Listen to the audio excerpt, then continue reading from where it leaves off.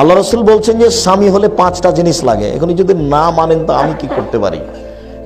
1, যে মানের খাচ্ছেন বউকে ওই মানের খাওয়াবেন। 2, যে মানের কাপড় পরছেন বউকে ওই মানের পরাবেন। 3, বউকে কখনো কটু কথা বলবেন না, গালি দিবেন না। 4, আল্লাহ তাজেরা ওলা, যে মুখের উপরে মারবেন না, মারা যদি লাগে কোনো সময় তো মুখের উপরে মারবেন না। আল্লাহ তাতরুকা ইল্লা ফিল বাইতে, আপনার বাড়ি ছাড়া তাকে কোথাও যেতে দিবেন না।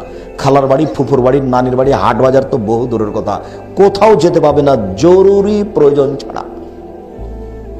কোথাও যেতে পাবে না, নানির বাড়ি, খালার বাড়ি, ফুফুর বাড়ি সব বন্ধ। আর আপনার এমন স্বভাব যে বিবাহ লাগলে আপনার বউ সব বাড়িতে যায়, সাজগোজ করে বেঢঙ্গা হয়ে চলে যায় একেবারে। কাপুরুষ আপনি, যে আপনি নিজেকে পুরুষ মনে করেন না, যে বিচারের মাঠে যে বুঝায়েন যে আমি কাপুরুষ, কিয়ামতের মাঠে যে বুঝায়েন খালি বইয়ের জন্য জাহান্নাম হবে, খালি বইয়ের জন্য। আপনি তো দায়ুষ, কি করবেন বিচারের মাঠে? তাহাজ্জুদ পড়ে কি করবেন? চোখ যেভাবে ঘুরে বউ সেভাবে চলে, তার নাম ক্ষমতা।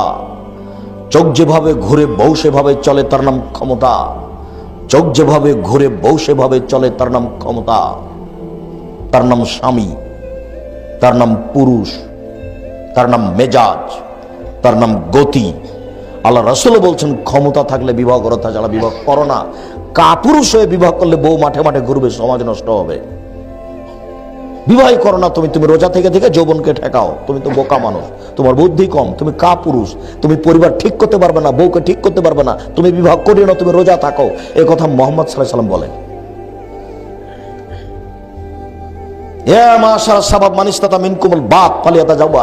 এই যুবক দল, যার ক্ষমতা আছে সে যেন বিবাহ করে।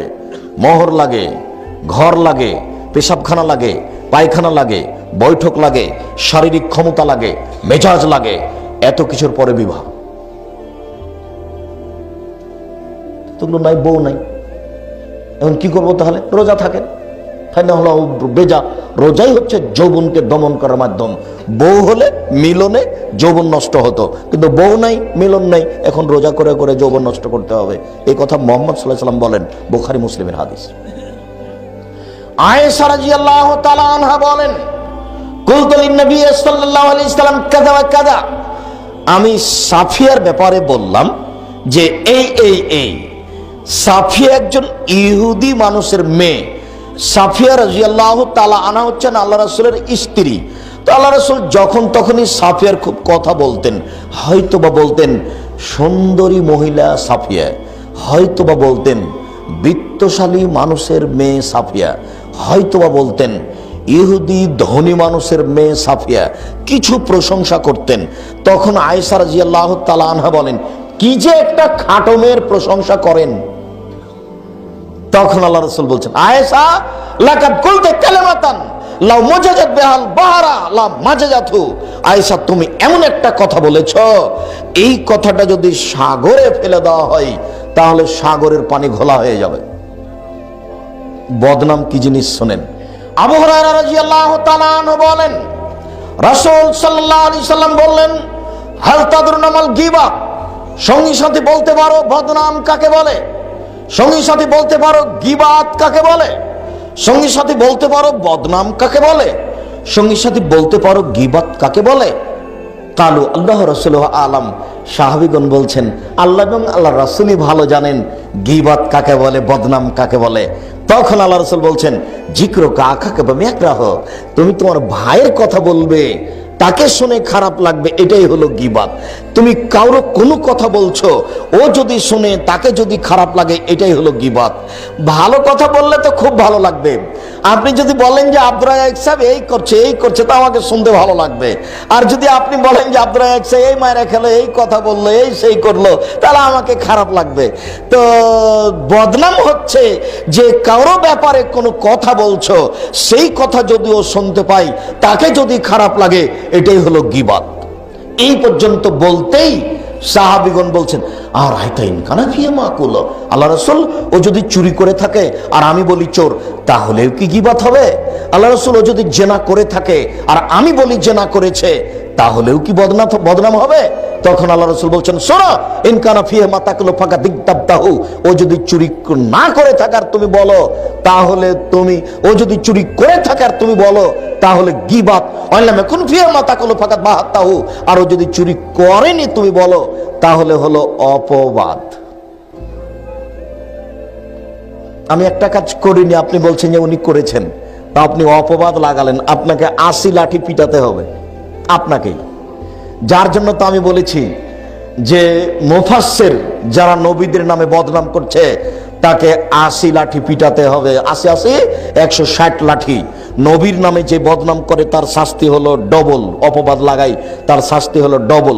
আমার এক চাচাতো ভাই আমাদের গ্রামে, চাঁপাইনবাবগঞ্জ গ্রামে বলছে, আজকে বরিশাল থেকে একজন মুফাসসির এসেছিলেন, এই যে তাফসীর করলো, এই তাফসীর তোরা জানিস না। আচ্ছা বলে, আচ্ছা কি তাফসীর করলে একটু বলেন না, তোরা ওই তাফসীর জানিস না। আরে আমি জানি আর না জানি, একটু বলবেন তো কি তাফসীর? তখন বলছে যে ওই তাফসীর আমরা জীবনে শুনিনি। সেইটা কি? বলছে যে আদম আলাইহিস সালাম ঘুম থেকে উঠে দেখলেন একজন সুন্দরী টকটকে ঝকঝকে মহিলা পাশে বসে আছে। তো আদম আলাইহিস সালাম হাত বাড়াচ্ছেন, গায়ে হাত দিবেন, তখন ফেরেশতা বলছেন থামেন। তো আদম আলাইহিস সালাম বলছেন কেন থামবো? তখন ফেরেশতা বলছেন মোহর দিতে হবে।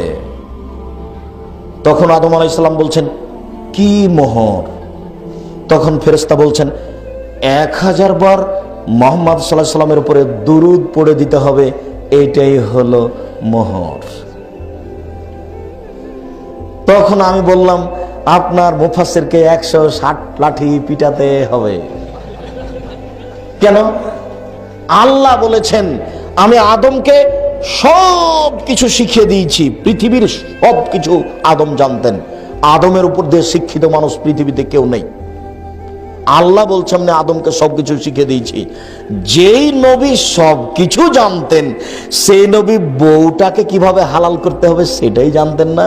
ছি ছি ছি ছি, আপনি মুফাসসির, আপনাকে 160 লাঠি পিটাতে হবে। ও হুজুর, সিদ্ধান্ত ভুল হয়েছে, পথ থেকে ফিরে আসতে হবে, জাতির সামনে তওবা করতে হবে, যত টাকা নিয়েছেন সব ফেরত দিতে হবে। যারা শুনছে তারাও বিপদে। বদনাম, অপবাদ, অন্যায় করেনি, মেয়েটা জেনা করেনি, সমাজকে নষ্ট করছে আর বাপের ক্ষতি করবে, সেজন্য বললে জেনা করেছে। যারা যারা অংশগ্রহণ করবে সবকে 80 লাঠি, সবকে 80 লাঠি, সবকে 80 লাঠি। আর যদি সত্যি জেনা করে থাকার কেউ বলে তাহলে হাত না ধরে আর ক্ষমা হবে না, সে হজ করতে গিয়েও হবে না।